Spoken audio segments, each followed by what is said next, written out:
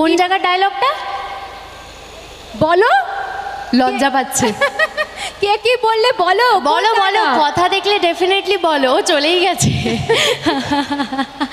ওকে ঠিক আছে, তাহলে আমার যেটা মনে আসে আমি সেটাই বলছি। হ্যাঁ, এরকম এরকম করে বললে কিন্তু হবে না। যদি শুনতে চাও জোরে বলতে হবে যে এটা শুনতে চাই। বলে ফেলো, আর কিছুক্ষণ আছে কিন্তু আমাদের ম্যান্ডি। ও এখন আচ্ছা ভেবে নিক চলো ঠিক আছে। ওকে। একদম শুরুতে কলেজের একটা সিন ছিল, শুরুতে বলবো না, ওই কথা স্টার্ট হওয়ার কিছুদিন পরেই একটা সিন ছিল আমাদের কলেজে, যেখানে এভির সাথে কথার একটা ধাক্কা লাগার একটা সিন ছিল, যেখানে একটা গাছ নিয়ে যাচ্ছে, সেখানে গোবর দেওয়া রয়েছে সার হিসেবে, তো সেইটা ধাক্কা লেগে এভির গায়ে পড়ে যাবে। তো এবার ধাক্কাটা লেগেছে, ম্যান্ডি তো স্বাভাবিক, ম্যান্ডি এভির বেস্ট ফ্রেন্ড ছিল, পাস্ট টেন্স ছিল, তো সেই সময় ম্যান্ডি পাশে ছিল। এবার ম্যান্ডি দেখে বলছে, কথাকে বলছে, হাউ ডে ইউ, এই গোবর দেবী, তোর সাহস হয় কি করে, তুই সেলিব্রিটি শেফ এভির গায়ে তুই গোবর ফেললি, তোকে আমি ছাড়বো না, তোকে জাস্ট আমি শেষ করে ফেলবো। তখন এভি পাশ থেকে ম্যান্ডিকে বলছে, ম্যান্ডি প্লিজ রিল্যাক্স, আরে বাবা ঠিক আছে না, এখন এরকমভাবে সিন ক্রিয়েট করে কি হবে, লেট মি হ্যান্ডেল দিস, আমি এটাকে হ্যান্ডেল করে নিচ্ছি। আর ওই গোবর দেবীকে তো সেলিব্রিটি শেফ এভি ছাড়বে না, কিছুতেই ছাড়বে না।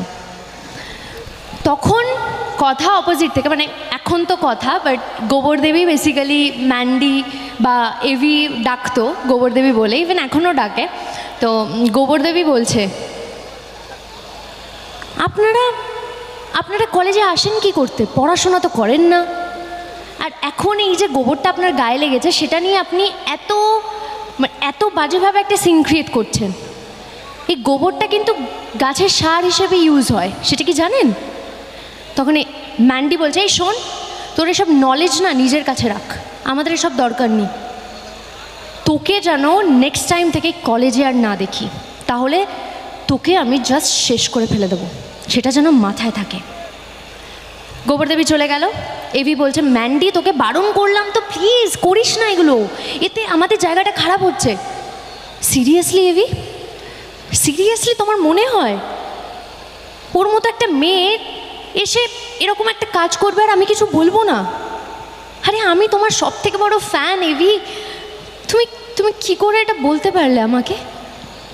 তখন এভি বলছে, ম্যান্ডি প্লিজ এখন আর ড্রামা করিস না, তুই প্লিজ রিল্যাক্স কর।